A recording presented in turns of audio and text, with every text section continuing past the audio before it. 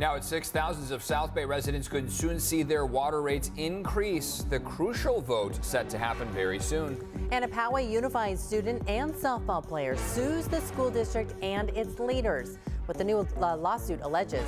Plus, the big announcement expected today at San Diego State University. Who is expected to be named the next football coach? You're watching CBS 8 Mornings at 6.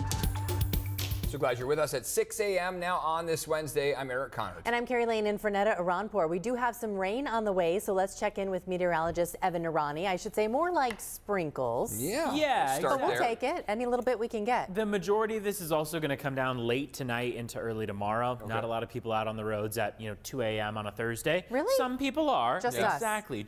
Really just us when you think about it. But yes, that is going to be prime time, is late tonight into early tomorrow. So in turn, leading up to late tonight, we'll start to see those showers increase in intensity. After the noon hour today, we'll finally likely see some activity here on satellite radar. But you see how it's dry for now. There's nothing popping up aside from that cloud cover. So where are the showers? They are headed just south of the San Luis Obispo area, moving toward LA, and they're going to keep moving in our direction. So we've got about a 30% chance of showers for today. That's going to jump to 50 to 60% for tomorrow. Notice your temperatures this afternoon are cooler in the 60s at 64 degrees. Coming up, we'll talk more about how much we could see in this 3-day stretch and how your temperatures look as we inch toward the weekend. All right, this just in. At least one crew member is dead after a U.S. Osprey military aircraft crashed off the coast of southern Japan. There were 6 people on board that aircraft at the time of the crash. We don't know the status of the other 5 people. Yeah, U.S. and Japanese officials say the aircraft belonged to the Yokata Air Base in western Tokyo. U.S. Air Force has not commented at this time. We will update you as soon as we get more details. Our other top story here on this Wednesday morning, starting this new year, thousands of people in the South Bay could soon see their water rates increase. So next week, the Sweetwater Authority will be voting on a rate hike. CBS 8's Regina Garita is live outside Chula Vista City Hall, where people gathered last night to rally against this proposal. I'm sure a lot of people not thrilled about a rate hike, Regina. Yeah, that's correct. A lot of people want to understand why their water bills could go up next year, so they're very frustrated. Now, the Sweetwater Authority could raise their water rate for the first time since 2018. They're saying this is necessary, and they're blaming it on inflation. We've kind of lost ground to inflation that has been in effect over the past 5 years, and so now we need to catch up a little bit. And people in Chula Vista are strongly against it. They made sure their concerns were heard at last night's Chula Vista City Council meeting. So under this proposal, rates would increase 0.5% on January 1st, then another 6% the following year, and 6.5% in 2026. The possible hikes come after Sweetwater Authority announced a rise in construction and maintenance cost.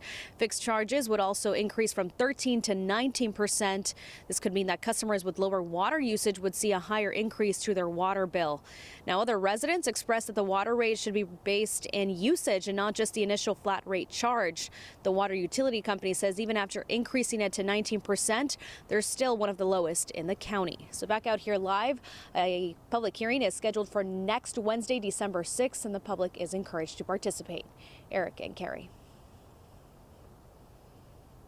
Regina, thank you. An update this morning. The La Mesa City Council approved to install 20 license plate cameras, but some citizens are saying it's an invasion of privacy. Last night, several residents spoke against the plan to install the cameras, but the City Council voted 4-1 to approve the new technology. The plate reader company Flock says the data is deleted after 30 days and the cameras are not used for immigration enforcement. This system looks at the rear of vehicles, so it's not looking into a vehicle. The only thing that's identifiable on the vehicle is the license plate and the features of the rear of that vehicle. There is no timeline yet on when the cameras will be installed. Later today, Sandag is holding a virtual public meeting to gather feedback as they are looking for a new CEO. Hassani Kirada's last day is on December 29th. He is the current CEO. He took over as head of the Transportation Planning Agency in 2018, where he faced political controversy, including over a possible road usage charge, also known as the mileage tax. Sandag is seeking the community's input as they look for a new leader. Today's meeting is at 6 p.m. on Zoom. For a link to today's meeting, go to CBS8.com and click on the Help button. An update out of Ramona this morning. An hours-long SWAT standoff has come to a peaceful end with a man wanted for assault in police custody. 29-year-old Christopher Payne was arrested just after 8:30 last night.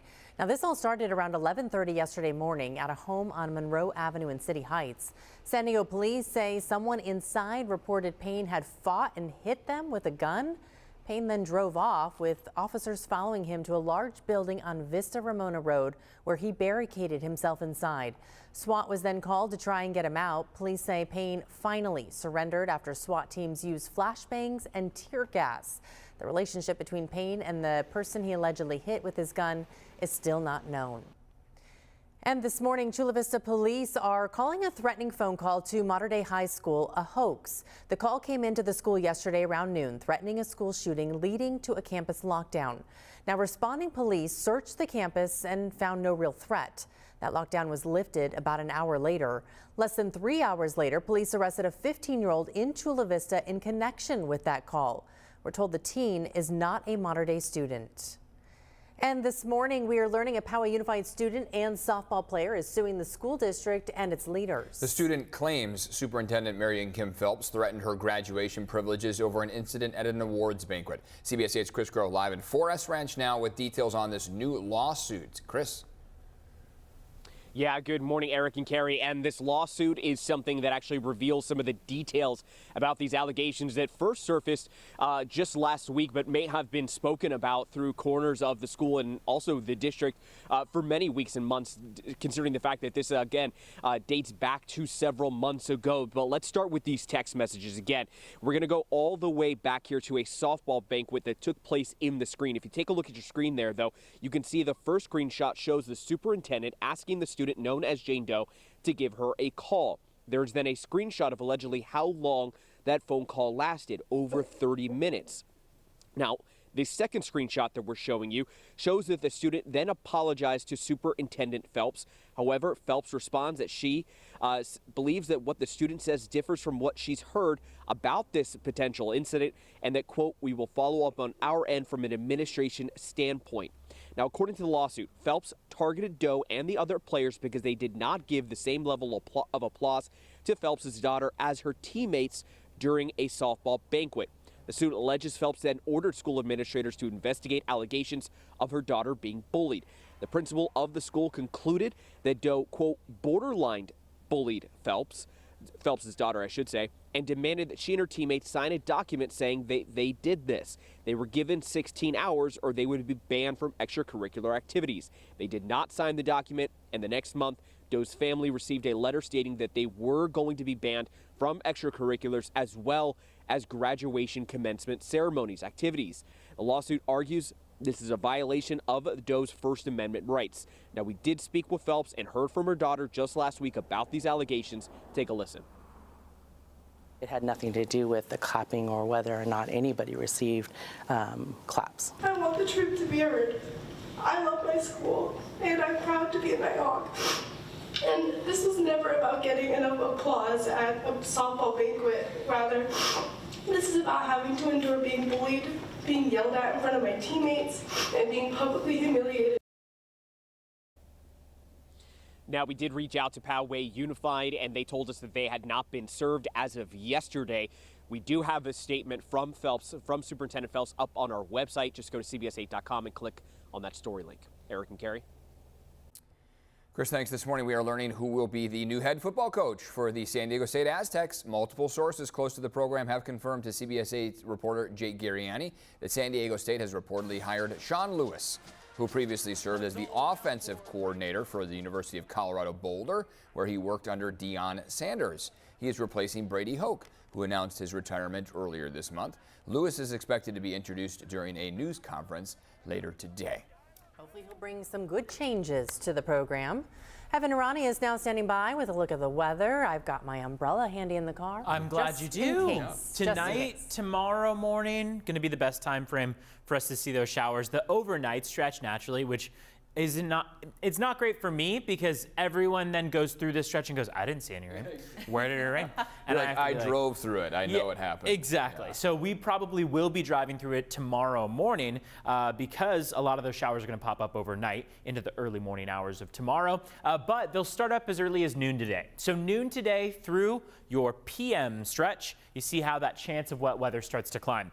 We see from noon through midnight that we jump from about that chance of rain to a good potential for scattered showers. We don't head anywhere above that. So even into the probable range, we will likely just stay in that scattered range all the way through the rest of your day today, and then even into your Thursday. And then after Thursday into Friday, that chance of wet weather starts to dwindle a little bit. So we start to see our chance of wet weather decline. Temperatures are going to start to climb once again as we go into the upcoming weekend. Don't worry about your weekend plans. You're doing just fine. No wet weather expected over the course of it. Walking out the door right now, I mean, the biggest thing that you're going to notice is the change in temperatures for this afternoon, and those are already impacting us this morning. So a cooler, cloudier stretch of weather from today all the way through Friday. When we say cooler, we mean both in the overnight and in the afternoon hours. 43 right now in Poway, 36 in Ramona. Jacket's going to come in handy to start off the morning. On the 5-day forecast, today, tomorrow, Friday, these are your 3 days of cooler temperatures.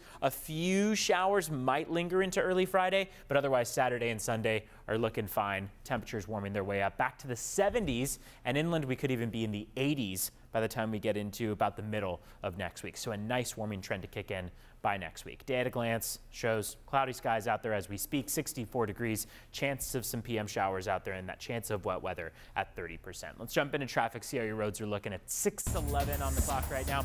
Want to take you to just one crash that is popping up here on our screen. This one is in the Poway area, right-hand shoulder blocked with a crash on the 15 northbound at Scripps Poway Parkway.